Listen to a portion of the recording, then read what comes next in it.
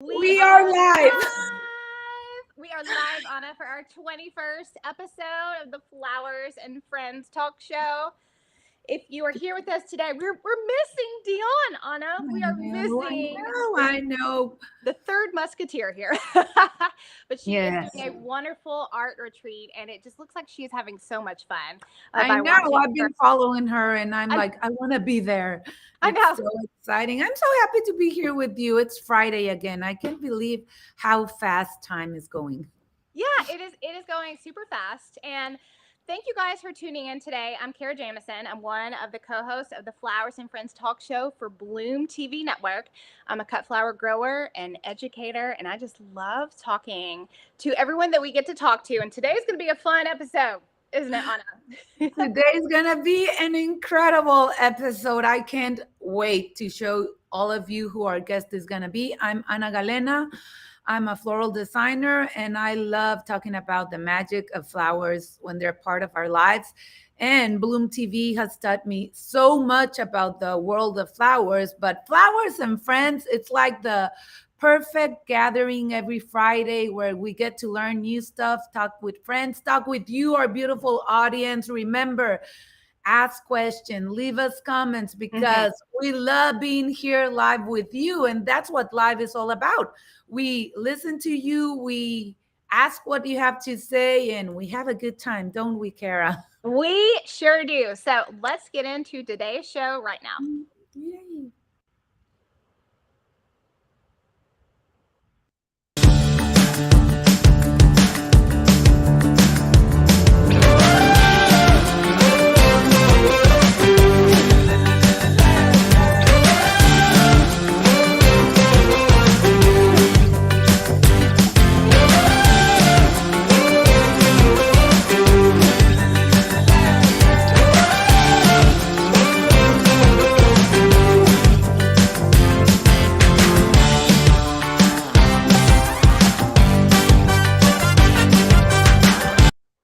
It's like you always just want to dance when you hear that intro. I know, it's the mood song. It gets us in the mood to do this. Yes.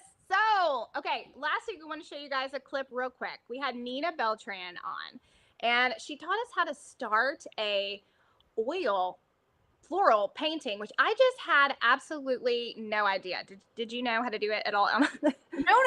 I'm not a painter, but it Right. was such a soothing show. I mean, everybody in our audience was really happy. She has the most soft voice. Yes. But it's a long process. It's Right. a patience process. Yeah, she said it could take her a month sometimes to finish one painting. I'm like, I don't know if I can wait that long. But then I start to think about some of the flowers I grow, and I'm like, I wait like 10 months for some. Exactly. Like, you know. So let's play a quick video clip of last week's show. Yes. Language of flowers, the history of the Victorian meanings and symbolism. And it's something I really think about when I'm painting flowers. Even if it's not in the title or nobody else knows, I just like to personally know the meaning of the flowers that I'm putting into a piece. So that book has a lot of great information. I'm going kind of around the shadow into the medium tone of the wall and of the desk here, and just doing the same thing. I'm letting everything kind of mix together at this point on my brush. I just know that I want light colors, so I'm not washing out my brush, but I'm picking up some of the highlight tones, the white and the yellow, and letting it blend into everything I have. So it's muddy. It's not the highlight. It's just kind of going into the background. So I'm not trying to bring it out, but that way you can see a little bit more of a finished area here. And you can see that I didn't do anything. It's all kind of sketchy. It's nothing that's really set or detailed yet, but I'm blocking in where I see shadows. I can't wait to see her final painting. I mean, it was so nice looking at her, seeing how she's going, and of course, I can't wait for Dionne to try to do a painting in 1 month. I know, right? Yeah, that we challenged Dionne to do that. So we thank Nina so much for showing us that last week. We learned so much. And today we have a fun show for you. Tj Mcgrath, he was going to be on with us today, but we had some technology issues as we were trying to get set up for the show. So he is unfortunately not going to be here with us today. He is just so amazing. So this is what is going to happen. TJ is just an incredible floral designer, and he is really passionate about using local blooms. Yes, here is some, Anna. Wow. Yes, he is incredible. Look at that. Just using a single type of foliage. And Right. isn't that beautiful? Yeah, it is so beautiful. So what we're going to do, we actually have him filming us a flower arranging tutorial, and we are going to air it on October 7th for everyone to see, and it'll be on bloomtvnetwork.com. So we thank TJ so much for trying to be here with us today. Sometimes technology doesn't want to work with us. I know. Yeah, so Anna, who do we have coming on today? Oh, yes, but we are so excited because Sunflower Steve is here with us, and Kara has been talking so much about him for the last months. I'm excited to get to know him and talk with him. So, hi, Steve. Hi, ladies. Hello, Steve. So good to have you on here. Highlight of my year. It has been fun. For those of you watching us, this is Steve Cocker, or most people know him as Sunflower Steve now. He has been a cut flower grower for about 22 years now. Yeah, 22 years. Yep. That's hard work, right? Really hard work, right? Yeah, it is. But it's, you know, if you're passionate about it, it's not as hard. Yes. And also, you know, several years ago, you got into sunflower breeding as well. Yep, I kind of stumbled into that, and that's been a really fun new chapter of the whole flower growing thing. Yeah, well, we just welcome you here being on the show with us today. And I would love for you just to tell us your story. Tell everyone about you. Okay, well, I'll give you the shorter version. It's 22 years. I could fill up a few hours. But so long and short of it, in 2000, I discovered that nobody was really using the native prairie flowers in the floral industry. And that was kind of my hook, if you will, to get into flower shops. And then, so for the first 7 years of our flower growing career here at our farm, we did 2 different farmers markets, and we had 7 different flower shops we sold to. And so we did the same thing where, you know, we grew the Gomprina and the lilies and the zinnias and the sunflowers and all that fun stuff. And but what I found out after the first year was everybody was growing the same things. So I started incorporating all my native prairie flowers in there. And sorry, I just had a box come up on my screen and cover all you guys up. It's okay. I can see you now. There we go.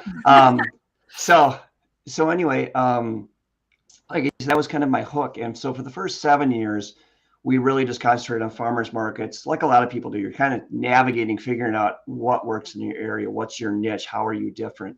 And so we grew all those different, you know, varieties of flowers. And then in 2007, after growing sunflowers in the same area for so many years, it starts to degrade the soil. So as I was resting this one field, you know, idling it for a year, put down some cover crop of clover. And the next year I noticed there were some volunteer sunflowers out there. And I went out and I kind of started looking, and I don't know, I didn't document it because I didn't think I'd be here 15 years later. Right. So, but I went out there and I was looking at it, and one of them looked pretty much like this. So it's double flowering. Oh my. It's double flowering, but it was multicolored. Look at that, everyone. And incredible. For probably the first time, you know, maybe once or twice a year, I didn't have snippers in my pocket. I was going to cut it, and I didn't. And then about 3 weeks later, I saw it again. It was in a different part of the farm, and I was going to cut it, and I went back, and of course, it didn't look good anymore. The bugs had gotten to it, and it was, you know, all degraded. And so I started thinking, can it have any seeds? Because, you know, if all the reproductive parts of the face of the flower are covered by petals, how can it possibly have any seeds? So I did collect them, and there was 572 seeds, and they had this much I remember. Oh, wow. And there was a dozen, exactly 12, that actually had, you know, a nut inside the hull. All the other ones were empty. Okay. And so of those 12, them out, the year, and I had 10 that were ugly. I mean, they were just like hideous looking, deformed things. And one looked like the first one, and then one looked like this, kind of a maroon with lemon color.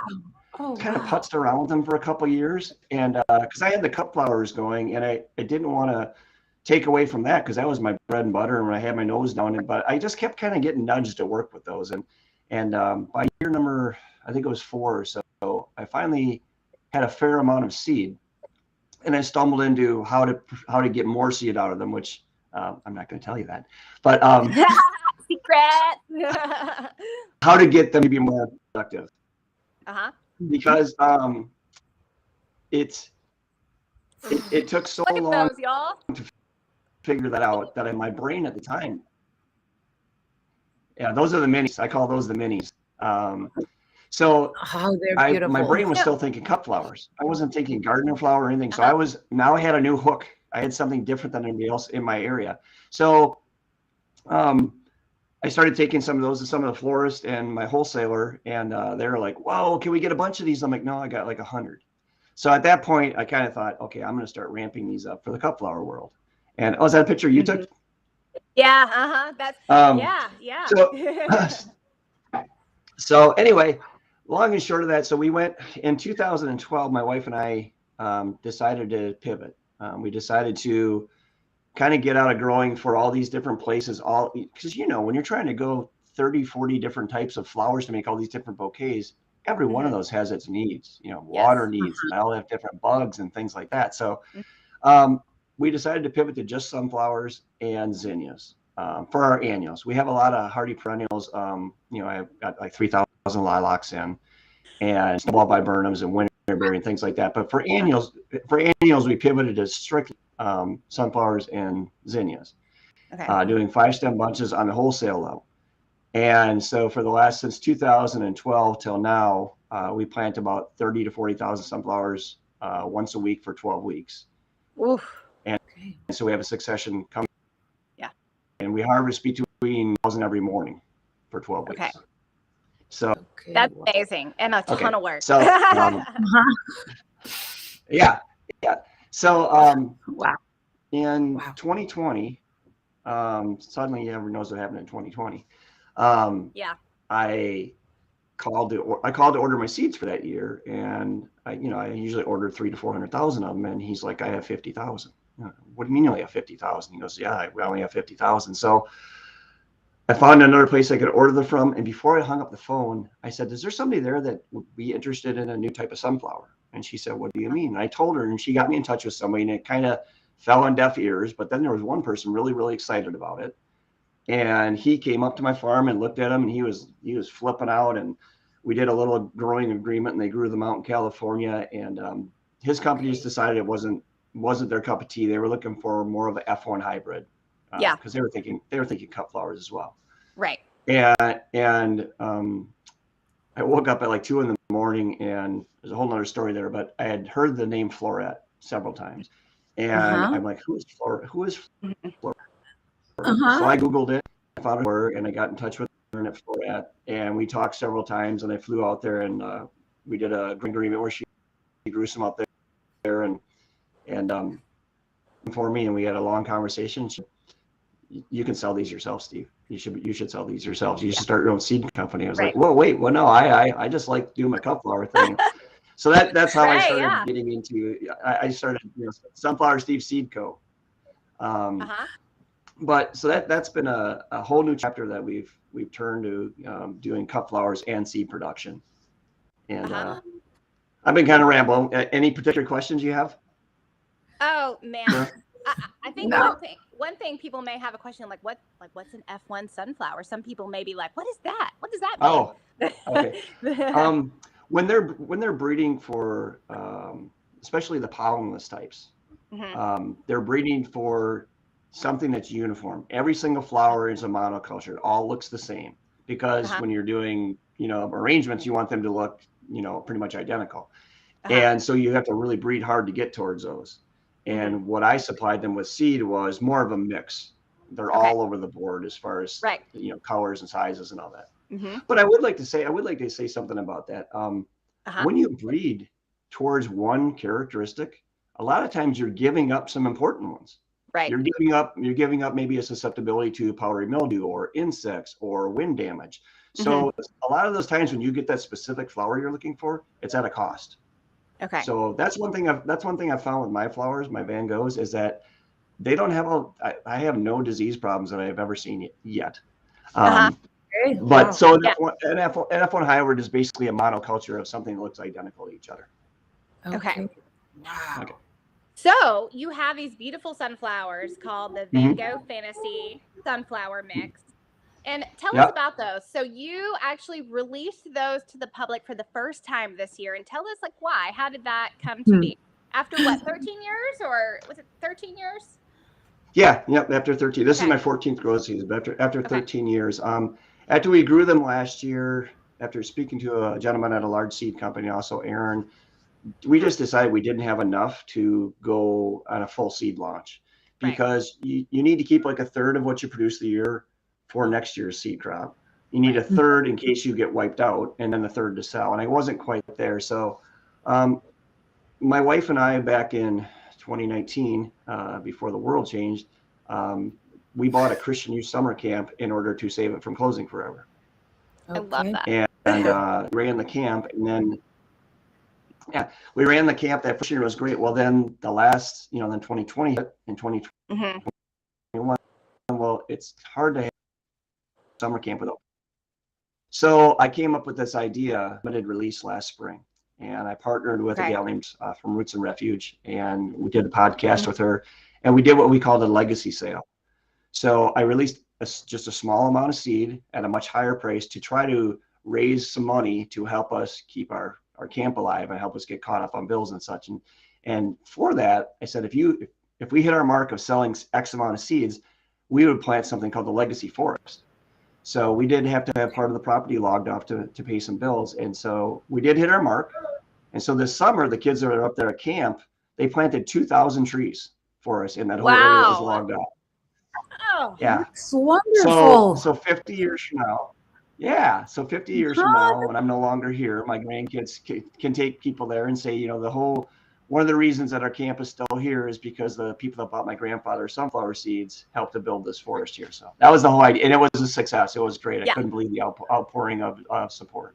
It was great. That is so beautiful. I'd love to see some pictures. Thanks. Wow. So, forest. Wow. Yes. So actually, there was something I want to make sure. I get lots of questions on my Instagram account about when the seeds are going to be available, and when the seeds are going to be available, and I don't think people understand the process. Okay. A lot of times, what they're already seeing is years of seeing a super cool flower. And then I bag it off, I hand pollinate it, I collect the seed. If there's any viable seeds, I plant them out the next year. So I have what I call my propagation fields, and then I have my production fields. So the propagation fields are, right now I have about 60 flowers that I selected out this year. Okay. So what I'll do is I'll plant them next year and see if they replicate their parents. If they replicate their parents, then I see if I can scale them up. And there have been so many one-offs that are so cool, and then I never see those colors again. Okay. But I have several over the years. I mean, the ones you grew this year, those are the result of something I was able to scale up. Yeah, like here is, I'll show one of them now. So look how big this is. So that's my hand, and this is one of Sunflower Steve's sunflowers. It's so fluffy and ruffly. I love it. And that's something. Yeah, go ahead. No, I was just saying that's something I learned, that it's hard to hit just one color and get them all to look like that. See, the pattern is now the one that you just showed there. I'm calling my autumn mix. So they will all have those colors, but they want a mix of those colors. So if you have nothing but fall flowers you want to use in arrangements, they'll be like that, but some will be 9% the tan color and 10% yellow, or vice versa. So that's kind of where I'm shooting. So I guess one of the things I had trepidation with my Instagram ones, because people are like, oh, I want the seed. And I'm like, well, number one, I only have like 7 seeds that came from that parent. Number two, I don't know if it'll even reproduce next year. So Okay. Wow. I was gonna say, so the ones, this is one of the colors. This is one of the original ones I call the Gigi, golden. The golden gophers that's where I went to college, and those are the school colors. So this one will be in a mix. Now some of them will be more maroon than gold, so it'll be the inverse of this. And this is the one that I'm calling. What am I calling this one? For now, I'm calling this the Marley. It's maroon and lemon, so Marley. Okay. Really. Yes. So that. I have a question from a floral designer point of view. I mean, you guys grow flowers. I don't. I can't even grow some flowers. I tried, but I'm learning. So from a floral designer point of view, we cannot get those flowers, right? I mean, right now, nobody's growing to sell them wholesale. So it's a luxury that not all of us can have. Or you mean mine? Those beautiful sunflowers. Exactly. Yeah, well, I will be. They are I'll be releasing them next year. But the seeds. I'll be releasing them next year. So only growers will get them. Yeah. So that's why it's good to know a local grower, because I grew them out. Yeah. So if you know somebody that lives by you. Right. Yes. I mean, maybe one day in the future, who knows where 10 years from now we'll be, in with these sunflowers. But yeah, I grew them out this year and actually used them in a wedding bouquet that I recently did. And it was, I have to say, it was pretty fun. And did you tell that bride? Yeah, and that bride, she was the first one ever to have that in a bridal bouquet. I know. I was like, I'm pretty excited to tell you this, but like probably not many other brides in America have this in their bouquet. So if you put this on Pinterest, it's going to be hard for someone to replicate it unless you find a local grower. Right. Yeah. So that was my son-in-law. My son-in-law was the first one ever to have a boutonniere out of one of the little minis. He's like, I want one of those as my boutonniere. I want to be the first guy ever to have that as a boutonniere. So he had the first boutonniere, and then your customer was the first one ever to have one in a bouquet. I know. I love it. And like, I'm looking up because dried flowers is a huge thing. I don't know if you've purposely tried to dry them, but I can't reach it right now. But like the fluffy head ones look really good dried. And so that's another avenue I think cut flower growers may eventually use them for. So, okay, I wanted to show I thought that last year. I thought that last year too. Yeah. Yeah. The big fluffy heads. I wish. Go ahead. I can't get it right now. I'm like looking up at it. But I wanted to show you guys a couple pictures. So sunflower breeding is hard. It takes several years. And we have this one photo I wanted to show right here. Steve, why don't you tell us about this photo right here? Mm-hmm. Yeah, this was August 24th. Yeah, August 24th of last year. I was making deliveries, and my guy sent me that picture and said, hey, there's a huge storm coming. And I looked at that and I thought nothing good's going to come out of this. And that's the problem with growing for cut flowers as well as seed production. Like I said earlier, people are like, when are the seeds going to come out? And I actually suffered some damage to one of the production fields this year too. But that particular storm laid about 150,000 flowers flat. I'm just laid them out, and so at first I was really upset about it because who wouldn't be? It's like going to work, because it takes almost 8 weeks for them to bloom, and go to work for 8 weeks and then not get paid. That's not a fun day. But I had done some, and it actually was from seeing some of Aaron's books, was the flat lays where they, put all the flowers on the ground and shoot straight down on them. And I had done some of those on our picnic table with a ladder, taking a few pictures of like a small little heart I made or a smiley face. And then I got thinking, and then I got thinking, let's I have 150,000 flowers on the ground. Let's make lemonade out of lemons. So I decided to do these big floral art things, and people really liked them. They really, they liked them a lot, and so we kept doing them. Those are all lilacs there. Look at that. That was the best smelling lily, because it smelled like lilacs. That was a Mount Baker lilac. Pocahontas lilac was the dark one. There's my little peony. That was the peonies. No, that's fine. So those are peonies? Yeah, those are peonies. Those are Sarah Bernhardt's and Felix Supremes. And then the horn was made out of a late blooming white lilac called, I think it was Mount Baker. Okay. So yeah, the horn was How long does it How take long to do this? That one there, that daisy there took quite a while. That one's 35 feet tall from top to bottom. So Oh, you have to wow. imagine my daughter and fiance are laying on their side. They're standing up. So Yeah. leaf on that one was actually all made out of the leaves from sunflowers. And then the stem was the stalks Oh, of sunflowers. And now the white, those are hydrangeas. okay. So back to how long, I know the That's peony or the little, the unicorn.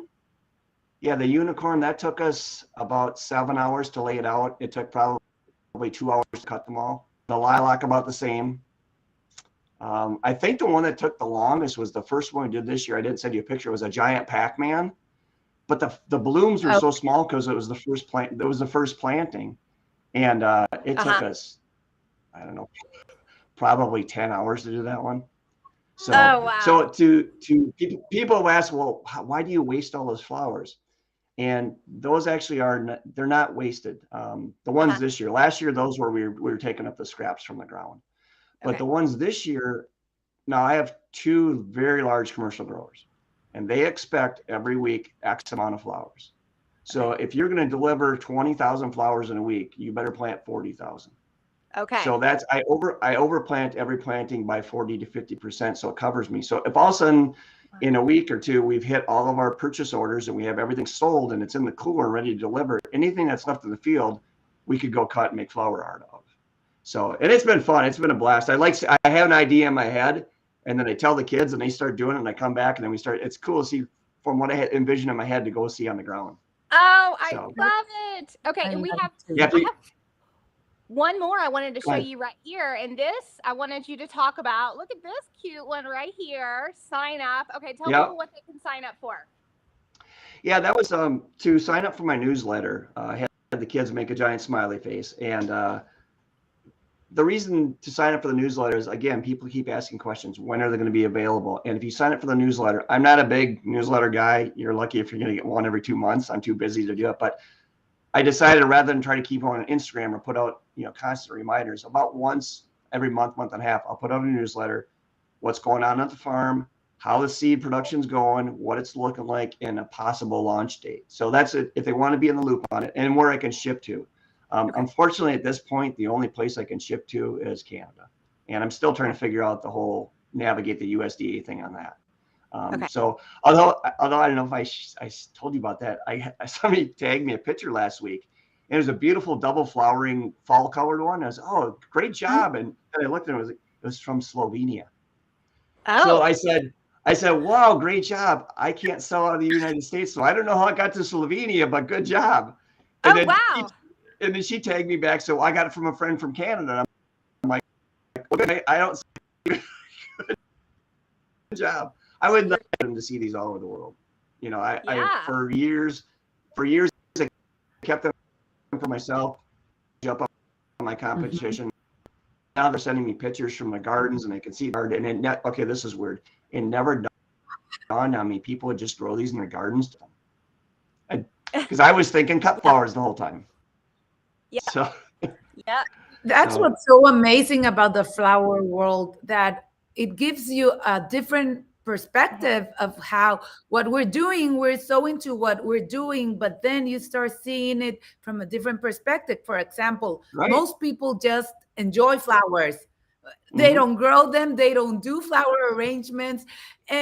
But for example, I thought the only way you would get magic out of flowers was through floral arranging. But now I'm learning that Kara gets that same joy from growing flowers, and you get that same joy, and now you're getting the seeds and everything. So the flower world, it's really amazing and incredible. Yeah. And even this year, I didn't send you a picture. I'm sorry. The variegated ones I came up with. You've seen them. I don't know if you've seen them. I have a sunflower that has variegated foliage. And I remember you showing that. I haven't. Yeah. So for the first time ever, while you're waiting for that beautiful sunflower to open up, you see this foliage, the leaves keep coming up, and they've got all this, variegation on them. And I posted it on my Instagram, and I never, like you said, you see your world through a certain prism. I had people. There is a whole subculture of people out there that are they're just totally whipped up on variegated stuff, variegated plants and all that. And we saw the variegated sunflowers and they're like, when can I get this? How do I get the seeds? Where did you get them? I'm like, well, I have had 42 plants this year. So, Right. so maybe Yeah. 2026 if everything goes well. Oh, And wow. you know That's what? how long it will take? That's if everything goes well. You know, like Kara said earlier, this is my 14th year growing them. It took the first eight years, all I was trying to do was get a double flowering one. I didn't care what it looked like. But so for the first 4 or 5 years, I would get 95% look, they'd be a normal sunflower, normal ray of petals and a face. And 5% of them had the double faces. And then by each year we go through, as I plant them, as they're opening up, you can see if they're double or single petal. We just cut them and drop them on the ground. So the only things that are pollinating are the ones that are like. And it took 8 years to get to the point where we had like 90% double flowers. So long time. And then so for the last 7 years, we picked, okay, anything that looks similar, we put a different colored flag on it. So when we harvested that year, we then took that group and put it in a field over here, half a mile away, and then there's beehives by each one of them, so they hopefully don't cross-pollinate. So we're trying to separate out by color groups, and each one of those can take another 3 to 4 years where the color group is separated. And then from there, you have to start going back and culling the single gene because it wants to revert back to a single petal. That's the dominant gene. Okay. So they say it takes like 7 years to stabilize a flower. Wow. Oh, wow. That is a long time. It is. I was going to show real quick. I did take a video of one of mine. Now, I apologize. This is a vertical video, but you can really see up close how fluffy it is. So let me show our viewers this real quick.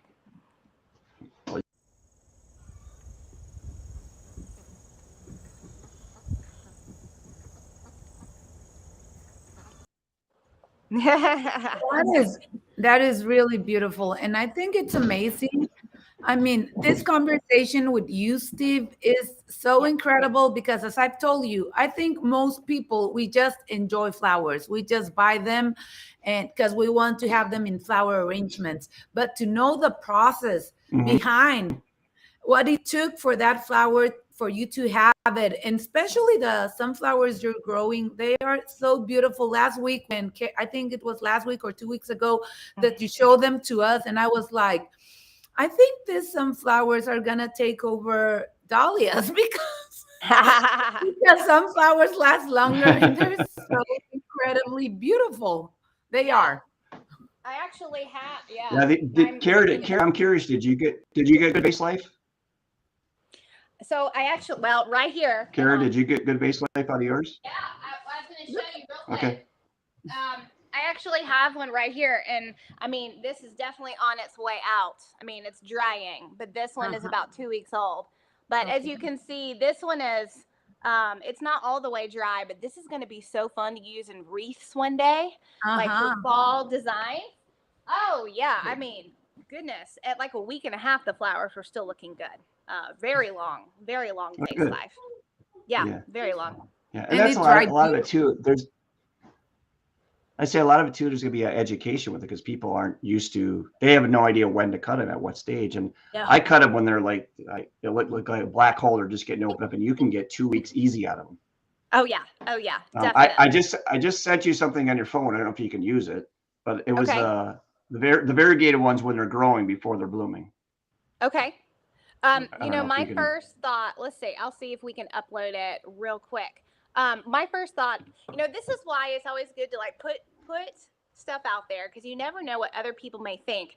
A lot of the leaves on the sunflowers that I grew of yours were big and actually had pretty long stems. I've never tried to use sunflower leaves like in an arrangement, but when I first saw your variegated sunflower leaves, my first thought was, how cool would that be to use in some kind of bridal bouquet? Like you don't see that at all. Right. So, yeah. Yep. Okay. Have you ever seen? Okay, go ahead. Oh, have I ever seen what? I just sent you another one. I remember at one of the floral shops I was at, and we did this for a wedding that we did too, where he was taking a hosta leaf and putting it on the inside of the glass of a pretty good sized vase that was short and round, and put that on the inside of there. And I thought same thing with my variegated sunflowers. You could put that on the inside of there. Yeah. So you know what I'll do? So everyone that's watching us, like, hello, Mara, Lisa, Linda, let's see, Lorena, Monsi. Hello, everyone. I don't know if Oh, it's focus. Will it focus on that or is not? that a sunflower? I see it's Yeah, that's my. really That's a dark. double. It's a bicolored sunflower with variegated foliage. Oh, Oh, wow. wow. So what And I this is want what to this is what it was looking like when it was growing. It looked. Somebody said, "Are those like tall hostas?" And I was like, "No, those Oh are yeah, it sunflowers." does. It does. So what I'm There you going go. to do for Oh, everyone wow. to see, we actually have an Instagram page called Flowers and Friends _Instagram. I will take Sure. these photos of the variegated leaves that you're talking about and Sure. post them there so people can go there and really Okay. see, what they are looking like. Yep, there's our handle right there, the Flowers and Friends _talk show. Okay. And that's where you can find all kinds of info about our upcoming guest and our past guest. And I Okay. will post these photos there. And Yes. yes, yes. Okay. So and also, if they want to go on my Instagram account, I guess Okay. this is a place to plug myself. They can Yeah. go back and see all the different things. A lot of the really cool, one-offs I had this year. That Okay. one that looked like a tie-dyed one that just I've never seen. It blew me away. And I know there's at least 7 seeds in that seed head that are viable. Uh-huh. I just hope they look like the mother. Yes. And there is Steve's Instagram right there. Oh, it It is was. Sunflower. It is Sunflower Steve. You guys must follow him on Instagram. And you give growing tips on your stories too sometimes. Like I loved, Yeah. so you grow so many perennials as well. That's a big part of your cut flower business. And I remember watching you cut down, I call it Baptisia. That's how I say it. Yep. Baptisia Yep. one day. And you gave a really good tip. You were just using the hedge trimmers and just Yep. go like the whole plant. And I Yeah, thought no, the that yellow was so interesting. Baptisia. Yeah, that one to being able to cut the whole plant at once, and you basically take a rope or a dog leash, put it around and pull it up tight, and you cut one time and you get 30 stems. So Oh yeah, it's really, that's right. really an effective way. And that's another that there's so many plants out there that aren't being utilized, and I'm contemplating. I don't know how I do it, but I'm contemplating doing some sort of YouTube channel next year on how to incorporate a lot of things that I grow Yeah. that nobody else grows into Right. like normal bouquet. Well, not normal, but your standard bouquet by throwing some of these native stuff, things that nobody has seen. I have a question. Someone asked me this recently, and I've experienced this myself. I love Baptisia foliage. It's beautiful, but I do have a problem with some of it wilting sometimes. Do you have any tips on how to get it to not wilt? I know the white Baptisia is not that one isn't as sturdy as the rest of them. The blue Baptisia is pretty good, and so is the yellow. Okay. It doesn't like to be cut when it's hot. because the biology of a prairie plant is, the Baptisia plant have a taproot that's down 6 to 7 feet. Yes. So when it gets really hot, it shunts all of the nutrients back down to the roots so it can make it through the day, and then when it cools out, it comes back out. So if you cut that plant while it's trying to put all its nutrients back into the roots, the vascular system of the plant is open going to the ground. So when you put it in water, it's hard to suck it back up. You think about a valve, the valve is open going to the roots.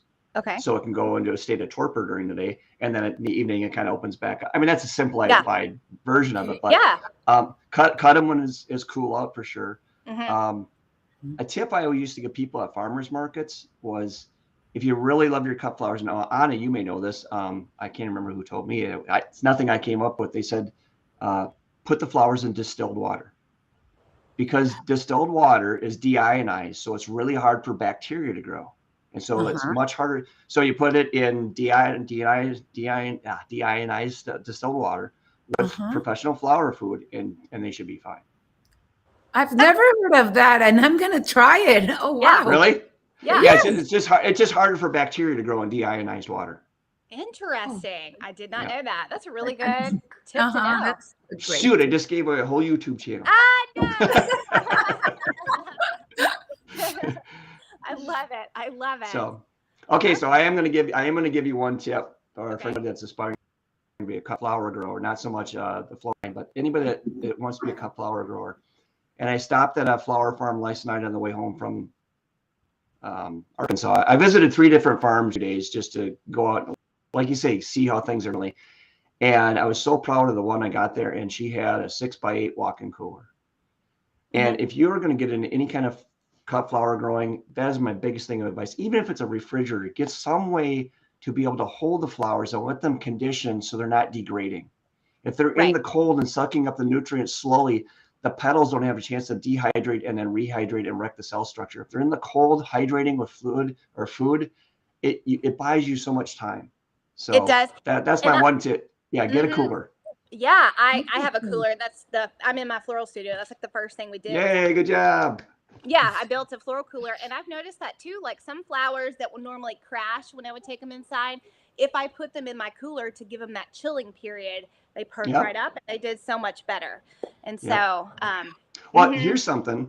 Now, well, we didn't post it, but if you go on my Instagram, my latest one yesterday, I think it was, I posted an F-14 Tomcat jet fighter that's like 25 feet tall that we made out of sunflowers. And all of those flowers were cut 10 days before that. We cut the heads off. I put them in those big plastic cubes I have and put them in the cooler. No water whatsoever. For 10 days, they were in my cooler, no water. And we were able to spend whatever it was, 9 hours making that jet, and they look perfect. So it's all about the cold. Oh, goodness. I have wow. A wasp that flew in here. Hello, where'd you come from? So who's that, Penelope? No, a wasp. No, a wasp right here behind me. I'm like, no, that's not nice. You hang out right there. I would die. There you go. I'll show you that there was made with 10-day-old flowers that were never in water. Oh wow. Okay, so everyone go to Steve's Instagram. It is sunflower_flower_Steve on Instagram, and make sure you follow them. And Steve, I want to say one more time how everyone can follow you too on the seed journey. If you guys go to there we go. sunflowersteveseedco.com. That's where you guys can sign up for his newsletter and stay in the loop of when he will be releasing these specialty seeds. I know that whenever you release these, they're going to be sold out really fast. I mean, well, okay. Can I tease something real quick too? Yes. Yeah. Okay, so I just did a giveaway last week where I did this velociraptor out of. Did you see this dinosaur I made out of sunflowers? Okay, and I did a giveaway of whoever guessed how many, the number of flowers there were. And 8 people actually guessed, but I know some people blew them up and were counting them. I did. I did. I screenshotted and I started counting it, and I just got Well, 8 people got it right. 362. Oh. So, and that was probably the smallest one we did. So I am going to have a much bigger contest either next week or the week after. And the prize is going to be a Sunflower Steve. I don't have one here. Sunflower Steve seed coat. It'll be my hat. A hat. It'll be a packet of Van Gogh Fantasy seeds. Okay. And it'll be the first ever packet of lemon drop seeds. Now the lemon drop looks like this. It's a lemon colored one. Did you have one? I ended up with some lemon drop. Oh yeah, they are incredible. So, and I'm not releasing the lemon drops until officially until 2024. I may do a partial release like I did last time to kind of as a fundraiser thing. But if somebody wins this contest, it's going to be a tough contest. They're going to get the packet of lemon drop seeds, of Van Gogh seeds, and a Sunflower Steve seed hat, and maybe a T-shirt too. I don't know if they can get.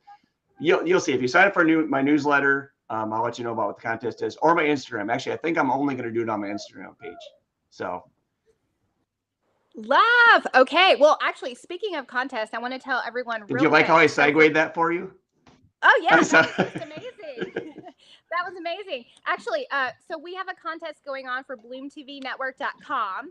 It is called a spooky flower-filled Halloween competition, and boy, Bloom TV is going to be giving away a $1,000 cash prize. Can I do it? Yes. Okay. Yes, Steve, you should definitely enter. And you guys can find the details on how to enter that contest on, I know Bloom TV's Instagram, and I believe BloomTVNetwork.com, right, Anna? Yes, and one of the things they're suggesting is that we use lilies. So yes, this is sponsored by a lily company, and they want to start seeing lilies not only on Easter as the main flower for Easter, but they want to start showing them in fall arrangements. So please get creative and do something fun with lilies on Halloween. The last day to enter to submit your video is on October 12th. Okay, gotcha. And the lilies aren't required. It would just be a fun requirement. Yeah. Okay. I mean, a fun little addition for the contest. So good luck, $1,000. I'm like, and that's only I'm on first what can I do? prize. First prize. The second prize is $500, and the third prize is $250. So that's a good price. Good. Good. Okay, I can see Steve's brain is what kind of flower mural Halloween thing can he do? You have all those limelights, right? Yeah. Right? You have good limelights? Yeah. And anyone can enter. So get creative. Yes. Well, Steve, we just want to thank you so much for being on with us today and You're sharing welcome. your story of, you being a flower farmer and your seed company that you've started and are going to go fast with in the future. I just know it's going to be a big success. Yeah, thank you. Thank you. It's been a good ride, and I think it's only going to get better with the flower breeding. So. Yes, definitely. Anna, do you want to tell everyone that's watching us about the free month of Bloom TV that they can get? We want to make sure they don't miss it. Yes, please, everyone. You can get 1 free month of Bloom TV when you go to bloomtvnetwork.com.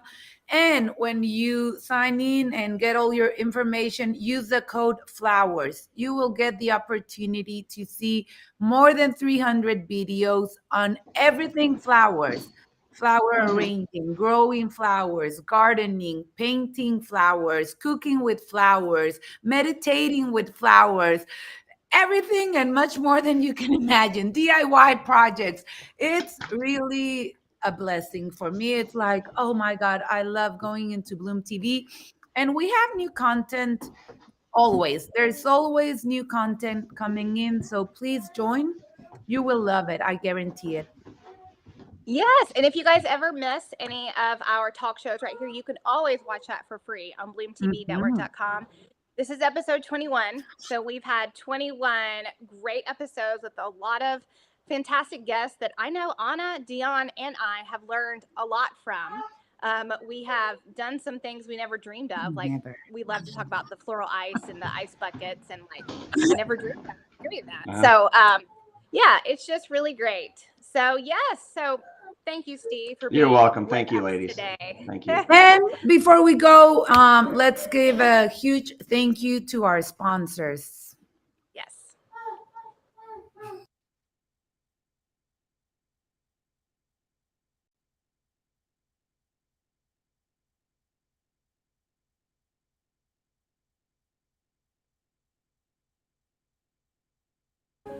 We have built the world's first flower-focused streaming network, bringing the public educational and entertaining shows that highlight the magic of flowers.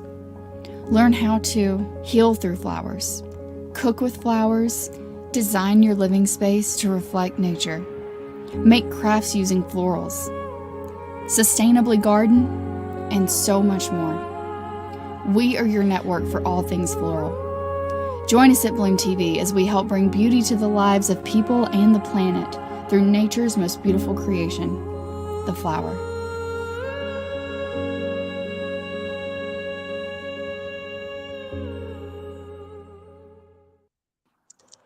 This has been a great show. I love learning about sunflowers, about growing flowers. Ooh, please, everyone, go follow Sunflower Steve because he is joy to your eyes.